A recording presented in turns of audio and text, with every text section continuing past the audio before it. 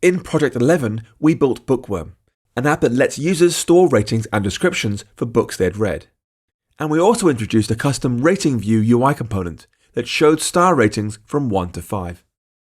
Again, most of the app does well with VoiceOver, but that rating control is a hard fail. It uses tap gestures to add functionality, so users won't realize they're images. And it doesn't actually convey the fact they're supposed to represent ratings. For example, if I tap one of the grey stars, VoiceOver reads out to me, star, fill, image, possibly airplane, star. It's really not useful at all. That in itself is a problem, but it's extra problematic because our rating view is designed to be reusable. It's the kind of thing you can take from this project and use in a dozen other projects, and that just means you end up polluting many apps with poor accessibility. We can fix this with 3 modifiers, each added below the current tap gesture modifier inside Rating View. First, we need to add one that provides a meaningful label for each star, like this. Accessibility, label, text.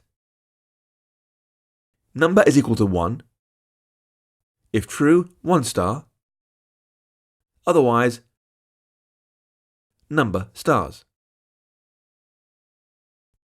Second, we can remove the .isImage trait, because it really doesn't matter that these are images. .accessibility, remove traits, .isImage. And finally, we should tell the system that each star is actually a button, so users know it can be tapped. While we're here, we can make VoiceOver do an even better job by adding a second trait, .isSelected, if the star is already highlighted. So add this final modifier beneath the previous 2. .accessibility, add traits, number is greater than self.rating, if true, .isButton, if false, an array of .isButton, .isSelected. It only took 3 small changes, but this improved component is much better than what we had before.